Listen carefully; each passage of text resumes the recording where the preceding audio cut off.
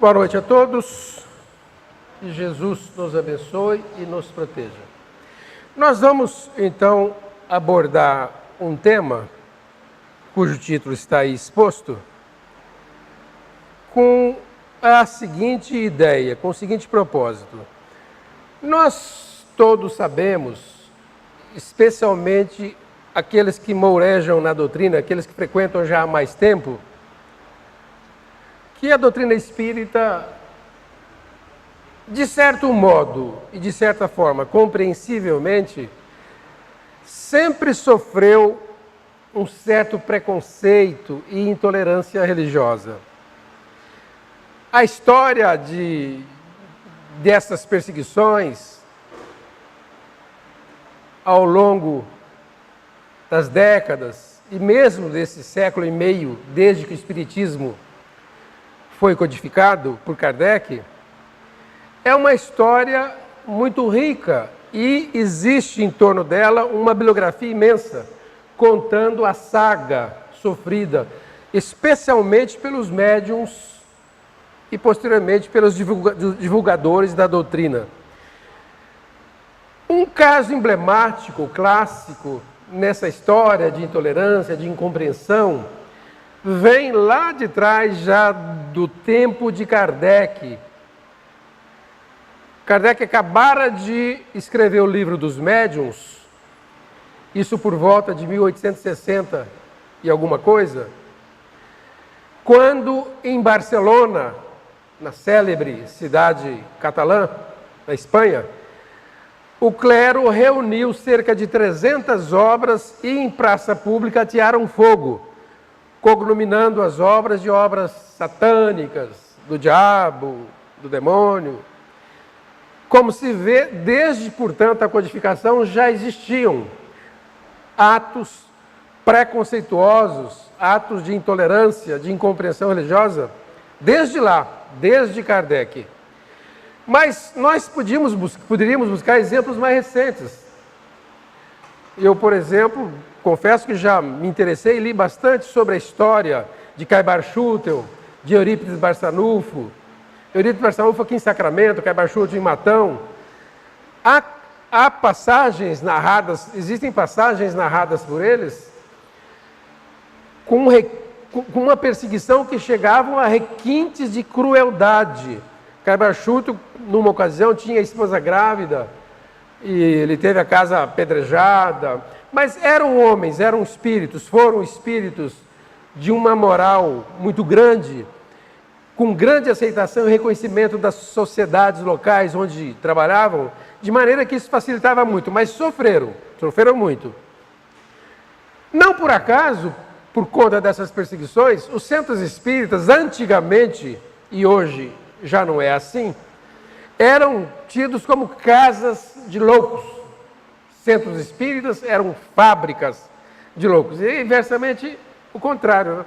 Eu me lembro, quando eu era criança, não tanto em Macaubal, porque ainda era muito novinho, onde eu nasci, mas já em Andeara, onde eu passei grande parte da minha infância, eu me lembro do preconceito que as pessoas tinham em relação ao nosso centro aqui em Andeara, Centrinho Pequeno, Centro Espírita Allan Kardec, porque muito frequentemente aportavam ali no centro caminhões, aqueles caminhãozinhos antigos, 3/4, com pessoas obsediadas, ou como se dizia, tomadas, era a expressão que o povo usava, e aqueles que não conheciam o Espiritismo imaginavam que o centro espírita era um albergue de loucos, ou para loucos, ou que deixavam as pessoas loucas. E ao contrário, né? Os centros espíritas, desde então, eram uma porta de luz, de esclarecimento, de orientação, de bênçãos, de cura até de pessoas obsidiadas. Mas não era assim que as pessoas entendiam, e ainda hoje não é assim que muitos dos nossos irmãos entendem. Especialmente, e com todo o respeito, porque é o que nos cabe, os nossos irmãos evangélicos, que têm uma ideia muito equivocada acerca da mediunidade e do espiritismo. O bullying religioso, há aquele tempo não se usava essa expressão, há 50, 40, 30 anos, a expressão bullying ainda era desconhecida, mas já existiam essas expressões com outras denominações, ou mesmo sem denominação nenhuma, de perseguições, de intolerância, como eu escrevi aqui, de zombaria, de xistes, de confusões deliberadas, de ataques. Eu, por exemplo, me lembro de uma passagem interessante.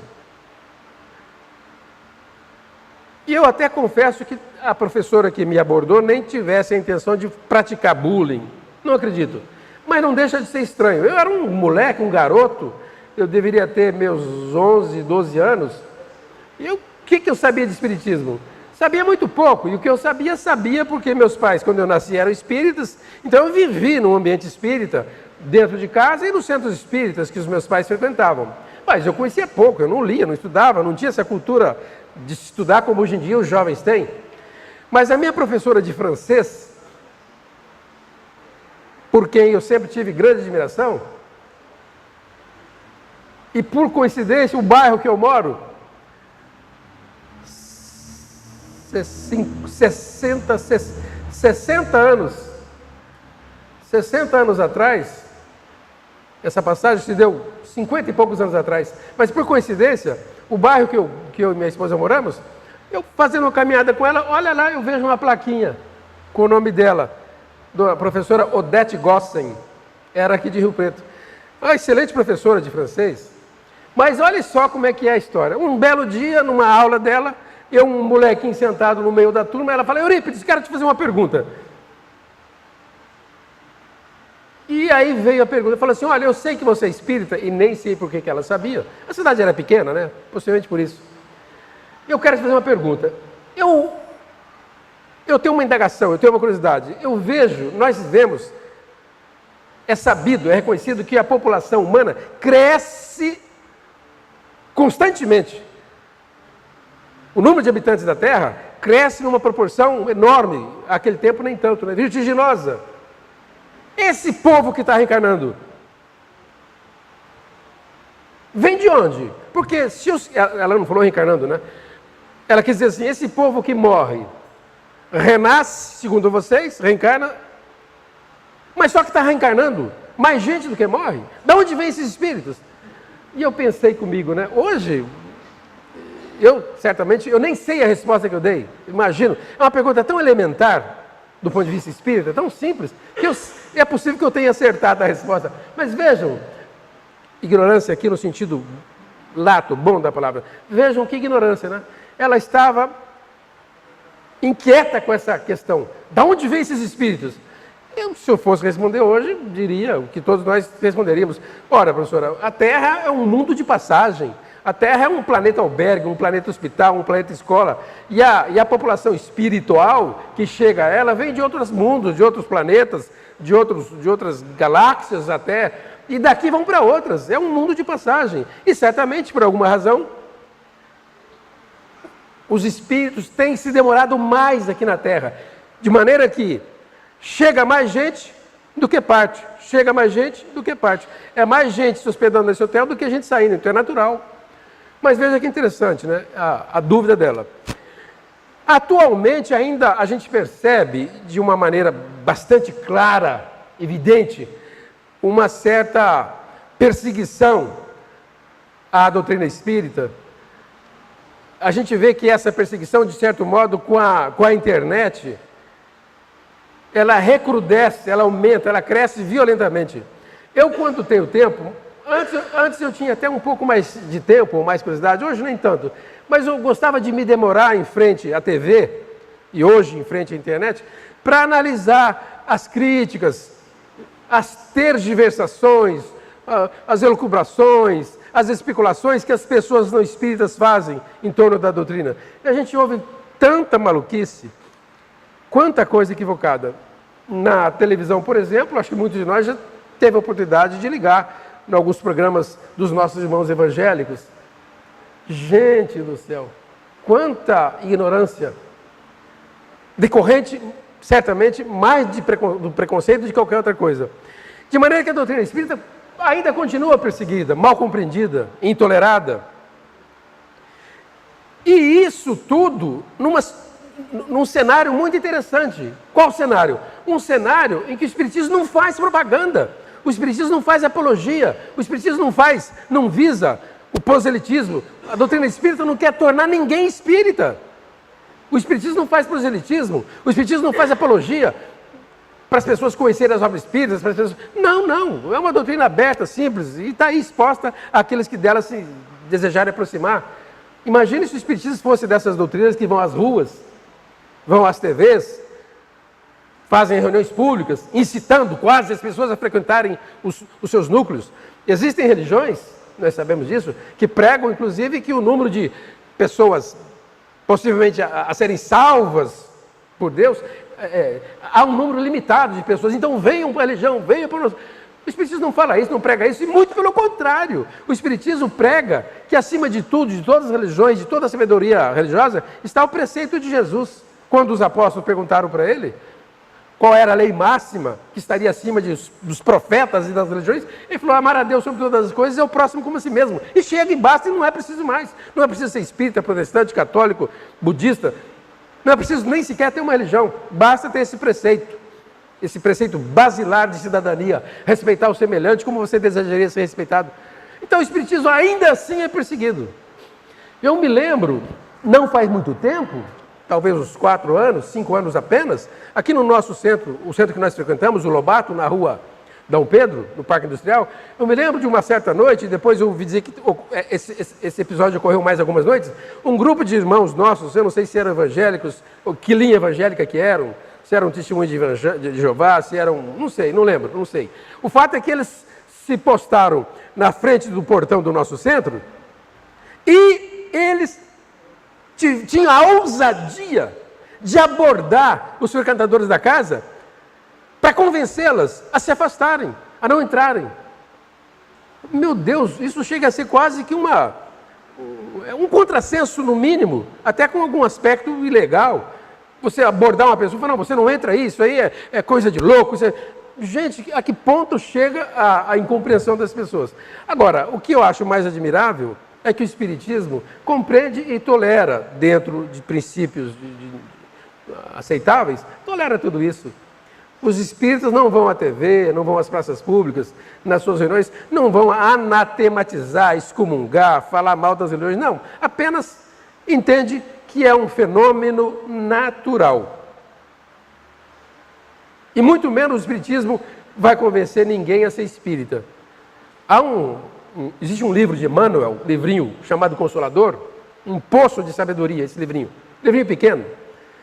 Numa das lições, Emmanuel fala assim: olhe, se você tem prurido, se você tem ímpetos de tornar as pessoas espíritas, esqueça. Antes de iluminar os outros, ilumine-se a si próprio. Tá bom. Você quer convencer alguém a ser espírita? Interessa-lhe que alguém seja espírita? Por alguma razão sentimental, amorosa, parental, filial, conjugal? Interessa que alguém conheça o espiritismo? Você se interessa? Interessa. Dê o exemplo.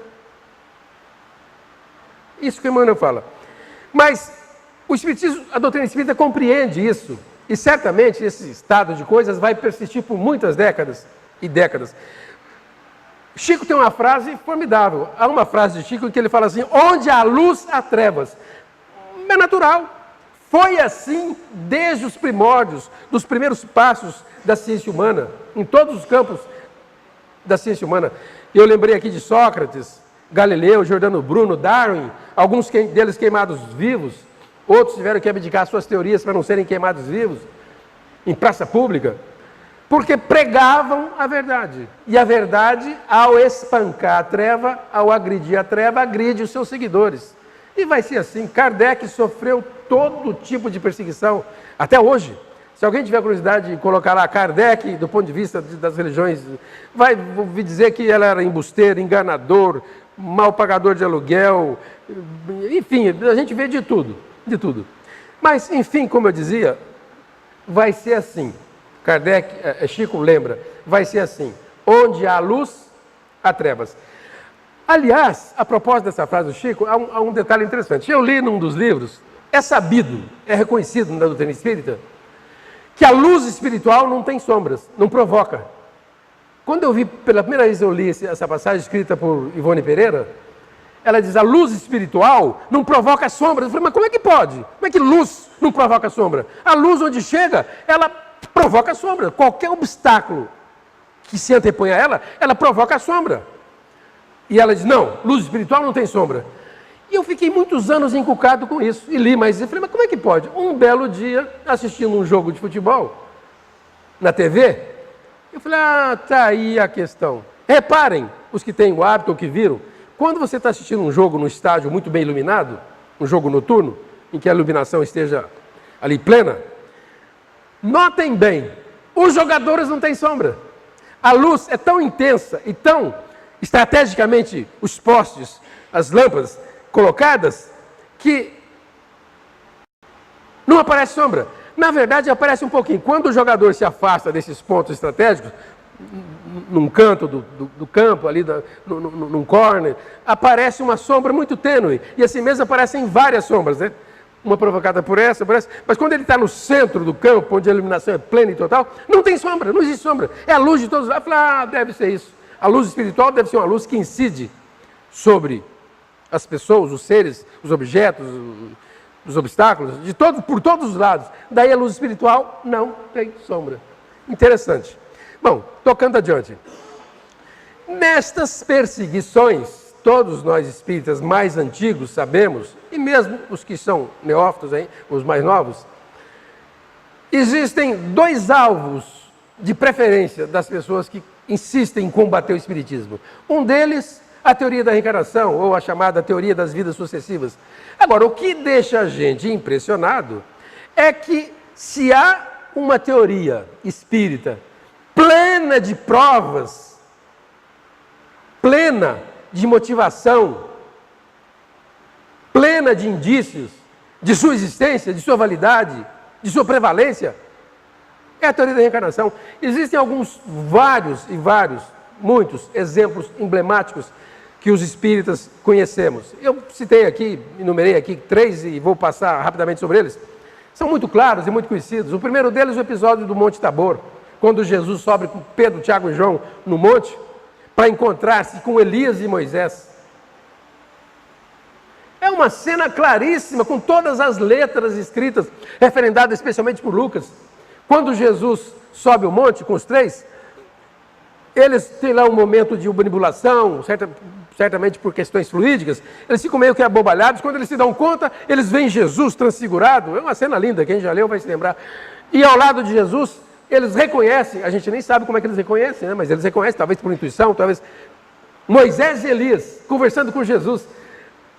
Aí Pedro fala, mestre, esse sol quente, a gente está preocupado com o senhor, nós vamos erguer uma cabaninha, uma tenda, para abrigar o senhor e Moisés e Elias. E Jesus fala, não é preciso e tal. Aí eles adormecem, uma sonolência. Talvez, há quem especule que seja isso, e é possível que seja, talvez por eles terem fornecido ectoplasma, para que aquela mediunidade se estabelecesse ali, para que o fenômeno ocorresse, eles adormeceram, não assistiram, não ouviram. Que conversa que Jesus deve ter tido com Moisés e Elias. Eu fico pensando, quando é que a gente vai saber isso? Não vai dar para saber tão cedo. Que será? Que papo que Jesus teve com Moisés e com Elias? Moisés, o grande, o espírito motivador da unificação das religiões no mundo, da ideia cristã. E Elias, que foi um dos maiores profetas da história do Velho Testamento. Mas o fato é que quando os 3 acordam, se dão conta, vem Jesus e fala assim, mestre, nós estamos aqui meio que abobalhados. A gente viu que esteve com o senhor aqui há pouco, Elias, o grande profeta da humanidade. Mas, segundo os demais profetas, Malaquias, por exemplo, Ezequiel, enfim, os profetas antigos diziam que o senhor, mestre Jesus, antes de o senhor vir ao nosso encontro, Elias haveria de vir antes do senhor. E a gente está vendo o senhor aqui e o Elias não veio. A gente ouviu aí hoje, mas Elias não está vivo, eu ia dizer não está encarnado, eles não usavam essa expressão. Aí Jesus fala assim, não, vocês têm razão, os profetas afirmavam e esse fato ocorreu. Elias veio, voltou, só que Elias voltou, veio à terra, me antecedeu, mas vocês, as pessoas, o povo não o reconheceu. Antes, tudo dele fizeram o quanto queriam. Jesus estaria, na visão espírita, se referindo a um espírito que teria vindo antes dele, não foi reconhecido como o Elias que haveria de vir, e o mataram. Inclusive, de fato, esse espírito foi morto, teve o pescoço cortado. O que é admirável é que Lucas escreve assim, os apóstolos, e nós então entendemos que Jesus estava se referindo a João Batista. Quer dizer, o Elias que haveria de vir, veio reencarnado agora na personalidade de João Batista, num outro corpo, mas o mesmo Espírito. Se essa prova não servir, nenhuma outra serve. Aliás, os nossos irmãos evangélicos, eu confesso, tenho muita facilidade para respeitar essas pessoas, respeito mesmo, não me inquieta, mas eles têm uma explicação difícil, embora aceitável, difícil em face dos outros argumentos, dos outros episódios que afirmam a reencarnação. Qual é o argumento que os evangélicos dão? É assim, João Batista veio não como a reencarnação de Elias, mas veio como uma promessa de uma outra pessoa. Como se usa assim, naturalmente, olha, tal fulano é um grande médico, um grande pesquisador da área médica, e quando ele morrer, ele haverá de voltar na figura do seu filho, quer dizer, a ideia de que um personagem pode substituir o outro sem necessariamente ser a reencarnação. É uma pessoa que veio no lugar do outro, faz o papel do outro, vale-se. Tá bom, aceitável, deixa para lá. Vai ser difícil convencer uma pessoa quando ela está disposta a não acreditar. Se há uma coisa difícil de a gente fazer uma pessoa acreditar, aceitar e crer, é quando ela está predisposta a não aceitar, não adianta. E nem a propósito espírita. Ninguém vai ficar perdido, ninguém vai sofrer mais ou menos porque crê ou não crê na reencarnação. O fato é que nós, crendo, temos a vida um pouquinho mais clara. A gente passa a compreender alguns fenômenos com alguma facilidade. Isso não vai nos isentar de dor, de sofrimento. Mas, e outros, por exemplo, o cego de Siloé, é uma passagem maluquíssima, quando Jesus cura um cego, que nasceu cego e frequentou uma piscina, a busca de cura lá nessa piscina de Siloé, por 40 anos, até que um dia Jesus apareceu e Jesus o curou. E Jesus então faz uma referência, por que ele havia nascido cego.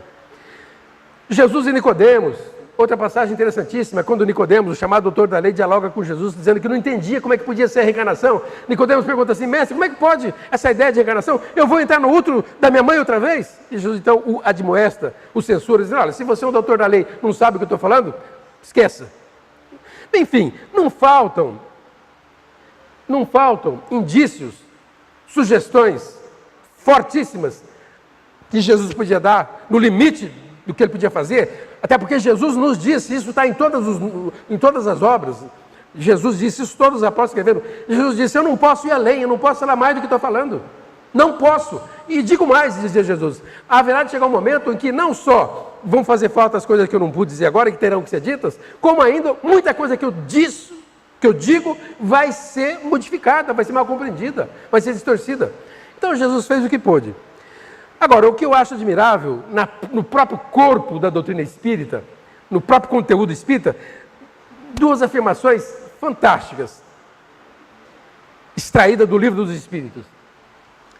Os Espíritos, numa das questões, perguntam assim a Kardec.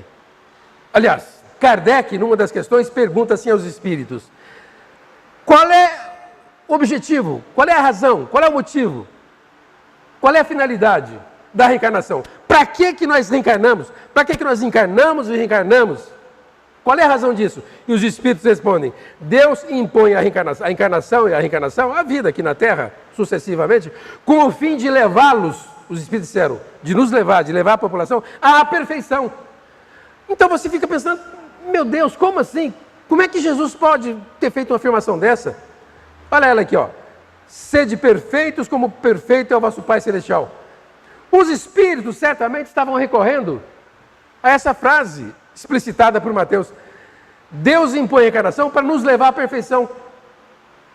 Se Jesus afirmou que nós deveríamos buscar a perfeição como perfeito é o Pai, de que modo nós poderíamos atender essa exortação de Jesus, essa recomendação de buscarmos a perfeição? Note que Jesus faz uma frase e ao mesmo tempo dá uma medida. Dá uma medida, sejam perfeitos, mas não é perfeito assim como um bom pedreiro. Aquele pedreiro é perfeito, aquele professor é perfeito, aquele médico é perfeito, esse vigilante é perfeito. Não. Jesus deu uma medida, sede perfeitos, não no seu ofício. Sede perfeitos como Deus, o Criador do universo é perfeito.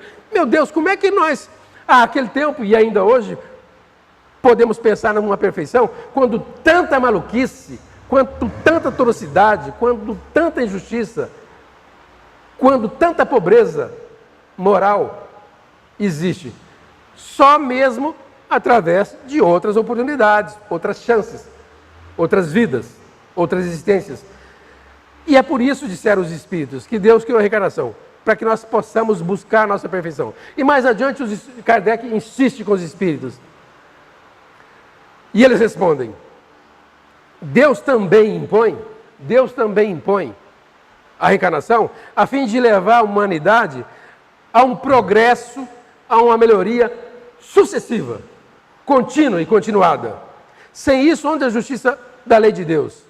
Deus visa, eles disseram a Kardec, por o Espírito, olha que afirmação fantástica que nenhuma religião faz, nenhuma, cristã não. Por fim, Deus nos leva às nossas encarnações para que o Espírito, para que nós tenhamos condições de suportar a nossa parte na obra da criação, como co-criadores do universo que somos, como herdeiros do Criador que somos. É uma ação necessária à marcha do universo.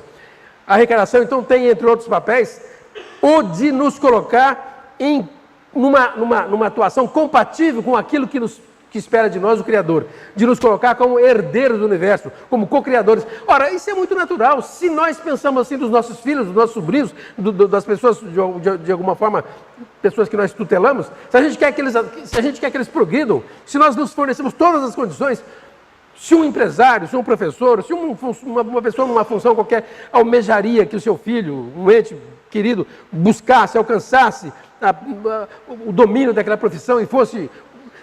Que dirá Deus, o Criador do universo? Essas coisas não são ditas. As outras religiões falham, e falham muito, quando se esquecem de que nós somos filhos e herdeiros do Criador do universo.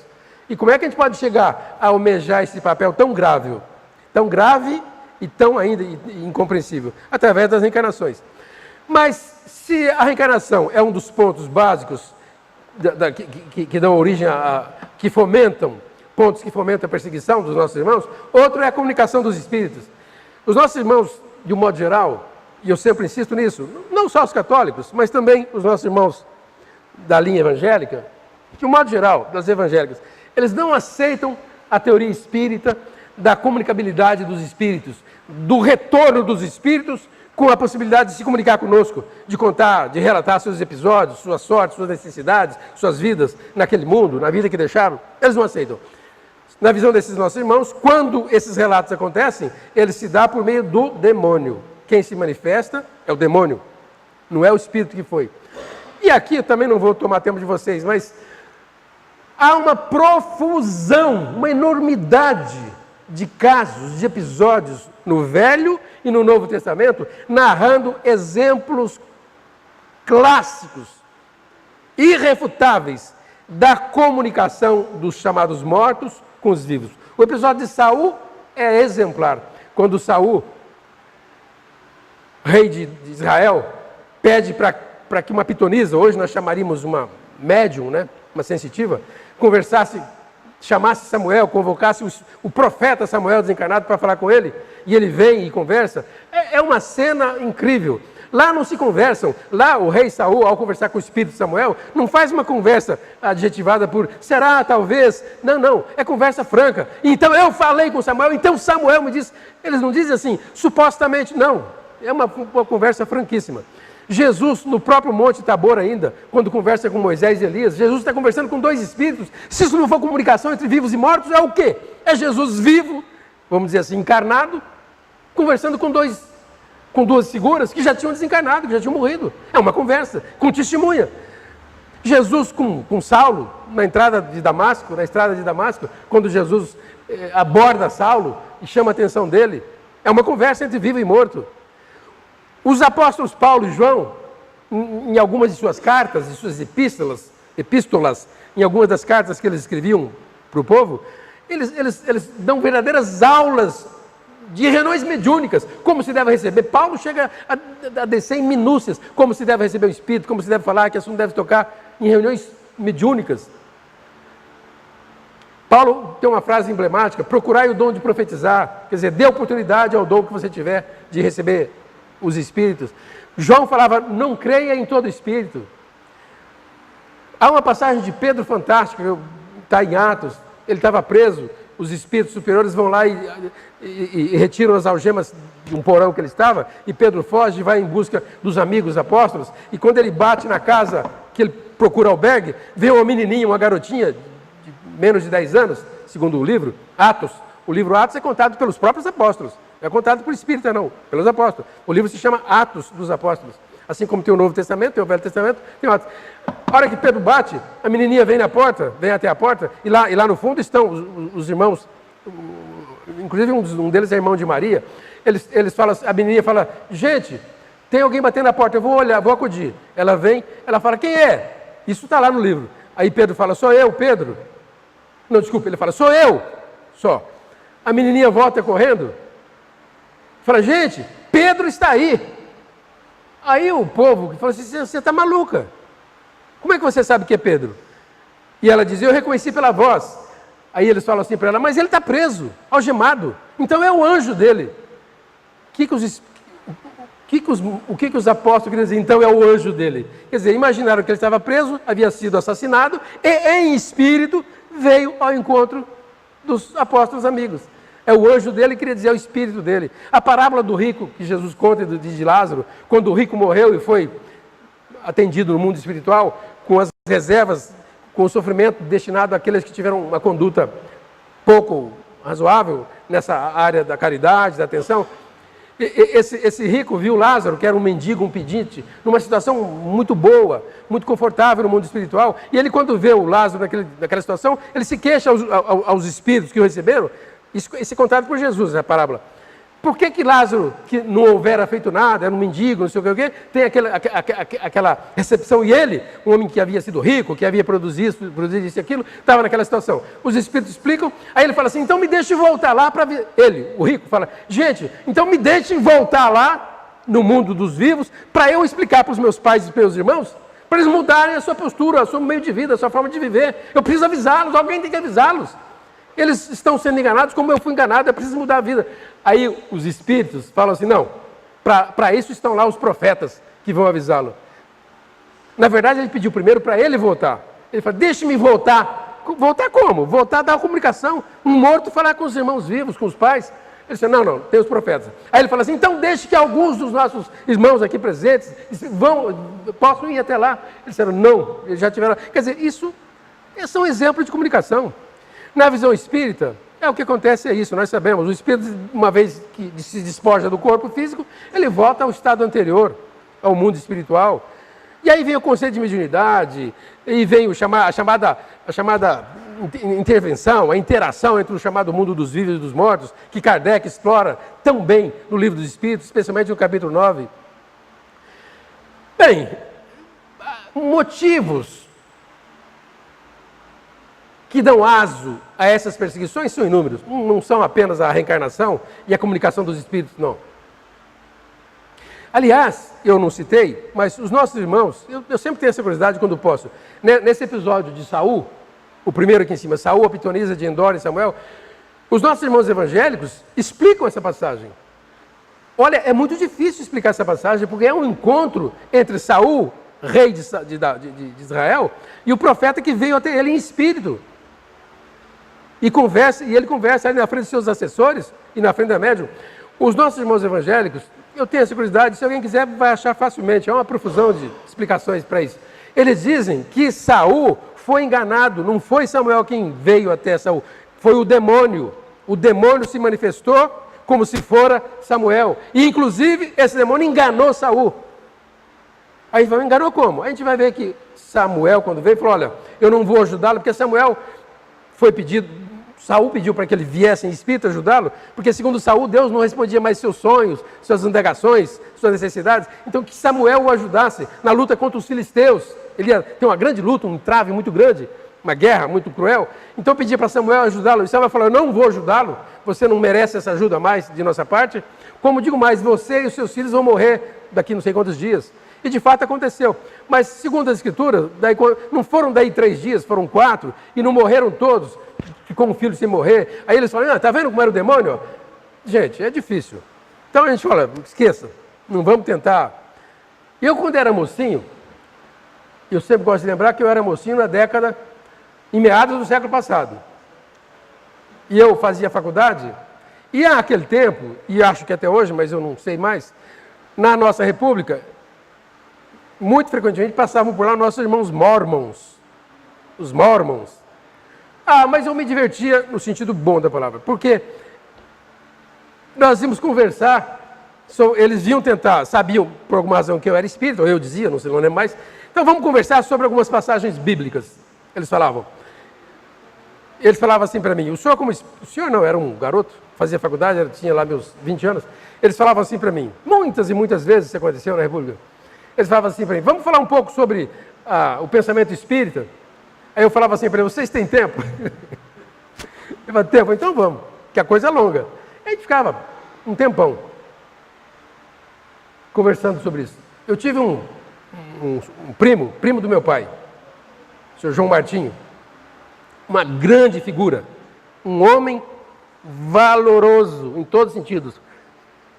E ele era protestante, eu não me lembro agora qual religião exatamente. Uma dessas religiões aí interessantes, mas completamente avesso às ideias espíritas em geral.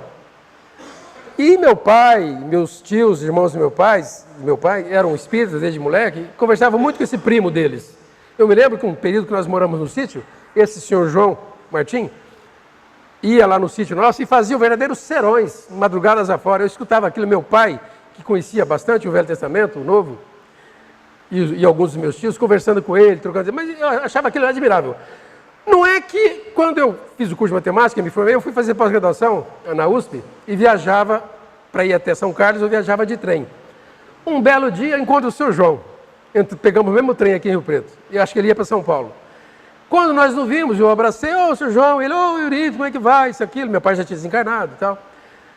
Ele falou assim, tenho saudades daquela conversa que eu mantinha com seus pais e tal. E ele com a Bíblia debaixo do braço. Eu falei, senhor João, eu também, eu achava aquele tão bom, para mim foi tão esclarecedor. Ele falou assim, vamos conversar um pouco? Uai, vamos, daqui a São Carlos, naquele tempo, trem de ferro era uma loucura. A gente gastava 4 horas para ir daqui a São Carlos, de trem. Para que eu falei isso? Ele pegou a Bíblia, eu ainda não conhecia aquele tempo, hoje eu até tenho uma Bíblia com esse recurso. É uma Bíblia que tem aquelas linguinhas, para você puxar nos pontos certos, sabe? Mateus, Lucas, isso, aquilo. Quando ele pegou aquele trem, eu falava, estou perdido.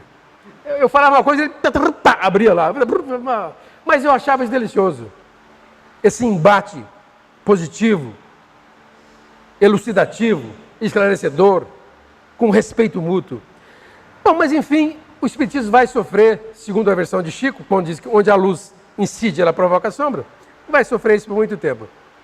Agora, o que eu acho mais interessante é que, para muita gente, o Espiritismo, a doutrina espírita, ela cria essas teorias que não teriam respaldo nem no Velho, que não é grande coisa, porque o Velho Testamento é um livro de história, é um livro da tradição do povo hebreu, que não teria apoio nem do Velho nem do Novo Testamento.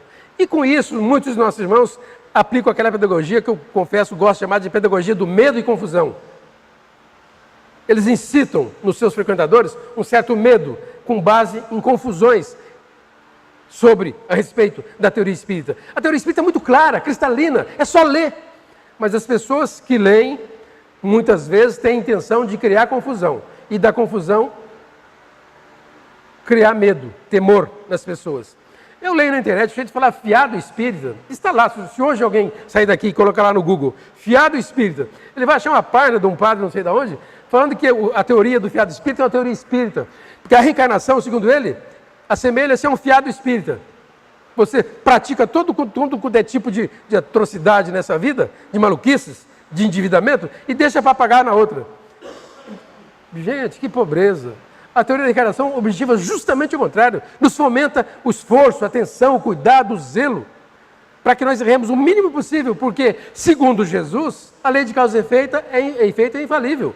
A cada um segundo suas obras, dizia Jesus. Então, se é assim, vamos evitar o mal, porque senão vamos receber lá adiante. E a pessoa vem e fala, fiado espírita, fala, enfim, fala em charlatanismo, como se a doutrina espírita não reconhecesse as possibilidades tanto do animismo que é uma pessoa da comunicação de si mesmo, não tem espírito nenhum. Ele está falando de si próprio, por reminiscência de outras vidas ou dessa, ou por charlatanismo mesmo, fazendo-se passar, fazendo de conta que ali está um espírito. Tudo isso o espiritismo previu. Kardec estuda tudo isso. Kardec, nos vários livros do Pentateuco, especialmente no livro dos Médiuns, prevê e fala sobre isso. E há uma obra fantástica de um russo chamado Aksakov, Alexandre Aksakov, que trata sobre animismo, espiritismo. O espiritismo prevê. E essas pessoas não sabem disso.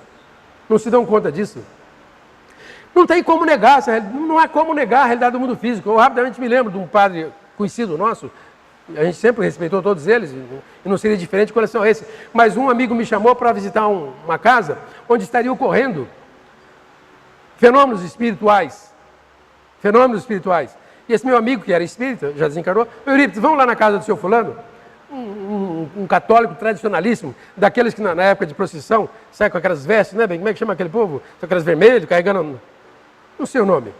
É aqueles caras católicos, e era uma excelente criatura, por sinal, uma pessoa falou, não, eu vou com prazer, vou lá, claro que vou. Você vê que é uma pessoa muito bem intencionada. É católico, qual o problema? Mas eles estavam aflitíssimos, porque começaram a surgir fenômenos muito doidos lá. Por exemplo, ele é um cara, um marceneiro, daqueles marceneiros do século passado, que sabia tudo de marcenaria. Ele tinha um crucifixo sobre uma cômoda no quarto, apoiado num cinzeiro, na parede, no cinzeiro em cima da cômoda. Pois não é que o crucifixo danava a verter água e enchia o cinzeiro d'água. Ele jogava aquela água fora, voltava no dia que ele chega, e o pessoal, é infiltração. Ele fala, gente, se é uma coisa que eu entendo de marcenaria, de parede, não tem infiltração. É uma água que não sei de onde vem, que enche esse cinzeiro. A mulher dele ia fazer café de manhã, quando ela chegava no fogão a gás para torcer, tudo eles relataram isso para nós. Quando ela ia torcer o botãozinho do fogão, aquele tempo acendia com fósforo, né? Quando ela torcia para acender, primeiro fenômeno, não havia quem girava aquele capeta daquele botão. E vai, eu esqueci o nome dele, bem. Do senhor lá, o pai do Paulo Tirapelli. Seu João. Ele pegava um alicate para torcer o raio do botão. Aí, ela ia pegar a caixa de fósforo.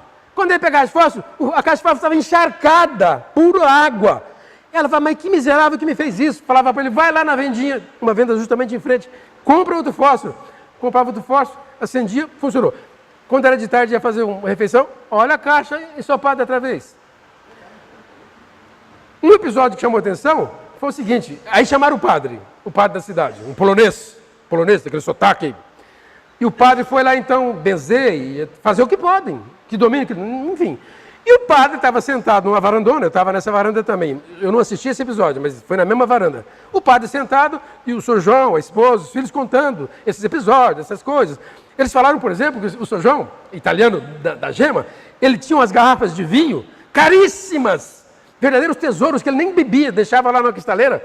Esse raio, agora que estou falando, esse raio desse espírito que estava assustando o povo, começava a chacoalhar aquelas garrafas a ponto de quebrar. Então a dona fulana, que eu não me lembro, ela corria, catava as garrafas e falava assim, as garrafas de vinho não, as garrafas de vinho não. Quer dizer, não aceita que seja espírito, mas se for demônio, que for... E aí eles... Era assim, essa loucura. Pois bem, eles contando isso para o padre, vocês acreditam que tinha uma mesa lá no fundo, para café, uma garrafa de café daquele tamanhozão antiga, dos italianos gostam? Eles contando para o padre, não é que a garrafa me inventa de levantar sozinha, como se levitar, sozinha a garrafa levanta? Criou aquela situação incrível nos presentes, e quando ela chegou bem no meio da varanda, onde eles estavam sentados, ela se deixa cair. E a hora que ela cai, dá uma explosão, né? Garrafa de café, pum! Aí o padre olha para aquilo e fala assim, é um fenômeno. Não, claro que é um fenômeno. Só que nós espíritas falamos, é um fenômeno espírita, ou um fenômeno espiritual. Mais tarde descobriu-se, eu nem presenciei isso, que talvez quem fomentasse essa situação, a doutrina espírita explica isso, em certos casos, seria uma jovenzinha, numa idade complicada, a menina fornecia, talvez fosse ela o agente fornecedor de ectoplasma. Tanto que essa menina, por razões que eu não sei como, porque não são espíritas, e até equivocadamente, mandaram a menina embora. Do emprego da casa. E ela se empregou numa escola até onde eu estudei. Pois vocês não acreditam que lá na escola, a menina foi empregada, as bolas de basquete que ficam na sala de esporte começaram a quicar sozinha. Tum, tum, tum. Tu falou, que raio de capeta que é isso aqui? Quando eu soube, eu falei para a irmã da Maria, Regina. Foi Regina. O Espiritismo explica isso, mas explica isso com muita tranquilidade. É um problema de fácil solução. Essa família deve estar sofrendo horrores. A menina está sendo castigada, com 1000 preconceitos em cima dela. Eu gostaria de falar com os pais dela. Você acha que teria cabimento? Com muito cuidado, com muita atenção, morro de medo de me lindrar, não quero. Mas eu talvez fosse lá. Ela falou assim, Eurípides, não faça isso. Se você for lá, esse povo te mata. Porque se há uma coisa que eles têm pavor, é dessa conversa de espiritismo. Talvez, Mário, por isso que a gente... As pessoas, como nós estávamos conversando agora há pouco, nós dois, né? Às vezes as pessoas até bem intencionadas, mas falam tanta besteira, falam tanta maluquice, que mais prejudica a interação entre espíritas e não espíritas do que ajuda. Bom, se é assim, não fui, não vou. Mas, enfim, não há como negar isso. Às vezes, esses nossos irmãos chegam ao requinte de dizer que o espiritismo tem um evangelho dele. Tem nada. O Espiritismo tem um evangelho que se chama Evangelho segundo o Espiritismo, porque esse evangelho é estudado, é lido, é comentado, é discutido, com base na teoria espírita. Então ele tem que se chamar o Espiritismo com base, o Evangelho de Jesus com base no Espiritismo, o Evangelho de Jesus com base no ensinamento espírita. Então tem que se chamar Evangelho segundo o Espiritismo. E as pessoas imaginam, a minha esposa tem um relato interessante, de um rapaz do Correio que descobriu que nós éramos espíritas, pelas revistas que ele punha lá, e um dia quis convencer a Maria que o espiritismo é uma religião do capeta, que tem uma Bíblia separada. Aí a Maria falou, meu marido é espírita, nós temos a Bíblia aqui, a Bíblia é nossa, a gente nem lê muito a Bíblia, mas a Bíblia do Novo Testamento é a mesma que a sua. Ele falou, mas como? Eu vou lá, que ela foi em casa, do escritório, pegou nosso volume, e está lá, a tradução de João Almeida Ferreira. Quando ele viu que a Bíblia que ele lia na igreja dele, protestante era mesmo, ele falou, não acredito. Pois é, sim, são... Bom, mas eu não quero demorar, até porque eu já demorei muito, mas existem alguns princípios, como, por exemplo, Deus, como, por exemplo, o perispírito, como, por exemplo, a mediunidade de cura, estão profundamente, em grande profusão, em grande quantidade, exemplificados nas obras do Velho e do Novo Testamento. Há uma passagem que eu nunca me esqueço, quando eu leio, e há muito tempo que eu não leio, mas nunca me esqueço, narrado em Atos. Esse Atos, como eu disse, é um volume escrito pelos apóstolos. Num deles, eles falam, quando os apóstolos, depois que Jesus partiu, passavam por aqueles vilarejos, isso há 2000 anos, imagine quanta pobreza, quanta miséria, quanta doença. As pessoas não tinham recursos de sapato, de abrigo, era muita doença, muito sofrimento. Quando Pedro e Paulo e os apóstolos passavam nos vilarejos, não necessariamente juntos, as pessoas tinham o zelo de saírem de suas casas e irem para a rua e amarrarem vestes, panos, nos médios, para depois atá-los nos pescocinhos das crianças, para curá-las de febre, de gripe, de garganta. Há uma passagem belíssima, narrada aqui em Atos 5,15, segundo a qual, quando Pedro, olha que trem, é de arrepiar, quando eles sabiam que Pedro ia passar pelo vilarejo, as pessoas diziam assim, vamos colocar os nossos doentes em camilhas, deve ser aqueles catres, né, aquelas caminhas dos doentes, para que ao menos a sombra de Pedro as cubra e possa curá-los. As pessoas tinham tanta fé na mediunidade de cura de Pedro, que eles achavam que a própria sombra dele, quando ele passasse pela rua, a sombra dele passaria sobre os enfermos e poderia curá-los. É claro que é uma força de expressão. É claro que essa expressão leva a gente a acreditar que Pedro tinha uma mediunidade fantástica. Mas, enfim, vamos parar por aqui. A água fluidificada, que as religiões têm há tanto tempo, esses benzimentos, isso é fluido. E se nós falamos agora há pouco sobre as pessoas que têm mediunidades de atuar, por exemplo, a mediunidade de quem espanta cobras, não tem? Não tem uma mediunidade assim? Espanta cobra dos sítios? É isso, seu Sebastião? Tem gente que tem esse recurso, faz uma prece lá do diabo e afugenta as cobras, as serpentes dos sítios. Isso é mediunidade. A gente não entende como é, mas sabe que é mediunidade, cuja explicação é muito clara, muito cristalina. Os efeitos a gente conhece, a gente não sabe ainda bem o domínio, o alcance. Eu vou parar, só para não dizer que eu vou contar, por exemplo, um episódio rapidíssimo do livro. O Carlos Embaçaí foi um grande espírita, polemista, escritor, um monstro na teoria espírita, já desencarnado. E tem um filho engenheiro chamado Carlos de Brito Embaçaí. E esse filho dele escreveu um livro, e nesse livro tem algumas passagens belíssimas. Eu vou contar só uma delas, porque é rápido e vem bem ao caso. O sogro desse rapaz, desse engenheiro, filho do grande Embaçaí, o sogro desse rapaz era alemão. E tinha um sítio, uma propriedade, nem me lembro onde é que é. E um dia esse rapaz, visitando o sogro, ficou sabendo pelo próprio sogro que a mula dele, uma mula, um animal maravilhoso. A mula do homem era tão boa, tão serviçal, que o alemão chamava a mula de completa. Imagina uma mula chamar completa, porque a danada era boa, né? E o genro ficou sabendo que a mula tinha sido picada de cobra e estava lá no piquete exangue, estava às portas da morte. E o alemão falou, meu Deus, eu não podia perder essa mula minha. E no sítio, naquele tempo, sei lá quantos anos atrás, o que eu posso fazer? E ele falou, olha, seu fulano, o genro falou, eu sei que aqui por perto tem um senhor, um chamado médium, não chama médium, chamava de curador, né? Curandeiro, enfim, benzedor, que ele cura animais, bichos, seres humanos ou não, que sofreram picada de serpente. Vamos lá. E dizem que é um benzedor assim. E o alemão falou, você está louco? Primeiro que ele nunca aceitou o espiritismo, até ele contrariava muito a filha, porque a filha casou com o espírita. Primeiro que eu não acredito nessa maluquice. Quanto mais numa circunstância dessa, minha mula está morrendo aqui, eu vou num cara lá no sítio para curá-la aqui. Ele falou, olha, o senhor que sabe, a mula está morrendo. O senhor não tem nada a perder. Ele falou, bom, então vai. Já que a mula, montaram cada um num animal e foram, depois de não sei quanto tempo, chegaram à casa do benzedor. Aí esse engenheiro que conhecia o benzedor falou, seu fulano, nós estamos aqui porque aconteceu o seguinte, aqui está meu sogro, tem uma mula completa, ela foi picada de cobra e está lá às portas da morte e a gente veio, a gente sabe que o senhor pode curá-la. E esse curador é uma pessoa de muito poucas palavras, sabe? Muito taciturno. Foi tudo bem, entre. Sentaram na sala e o curador falou assim, o benzedor falou assim para ele, espere um pouquinho aí. O benzedor entrou num quartinho dos fundos e ficou lá. Certamente fazendo uma prece, alguma coisa. Aí voltou com um copo d'água. Chegou em frente ao alemão, que é o dono da mula, falou assim para o alemão, completa, beba. Falou, miserável, é a mula que está doendo, não sou eu. E eu não sou completa. Ele falou, não. Aí o Jean falou assim, seu fulano, convence o senhor a beber. O senhor não perde nada. O pior que pode acontecer é só a mula morrer, mas o de bom é que ela pode se levantar. Aí, contrariado, pensando na completa, bebeu. Voltou louco da vida, falando o diabo para o seu genro. Quando estavam chegando no sítio, lá longe, olhando a mula de pé, pastando. O que é que explica isso, do ponto de vista espírita? Mediunidade. Seguramente, eu estou aqui criando essa possibilidade, porque deve existir outra teoria espírita que comporta. Seguramente, esse curador, por recursos próprios, de méritos espirituais que tem, acionou pelos espíritos protetores dele, os espíritos vizinhos daquela casa, que por sua vez deviam ter recursos de ectoplasma, de sei lá o que for, e por meio desses recursos, acudiram a mula. Não foi uma coisa do nada, não foi um milagre, não foi milagre, foi uma atuação, de repente pode ter sido isso, daqui aciona lá.